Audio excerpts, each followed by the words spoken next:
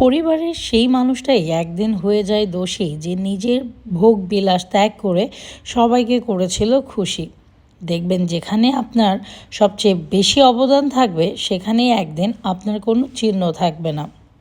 সম্পর্ক পুরনো হলে ব্যস্ততার জগৎ তৈরি হয়, অবহেলা শুধু হয়, কমে যায় গুরুত্ব, বেড়ে যায় দূরত্ব।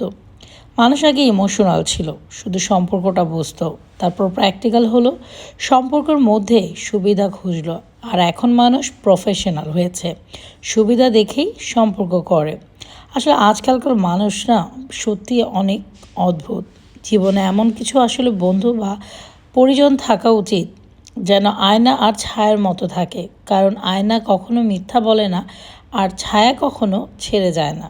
সবথেকে বড় কথা কি, আমরা পরিবারের জন্য কত কিছুই না করি, কিন্তু নিজেকে দুদিন আড়াল করে দেখেন, দেখবেন 3 দিনের দিন আপনাকে আর কেউ মনেও রাখবে না।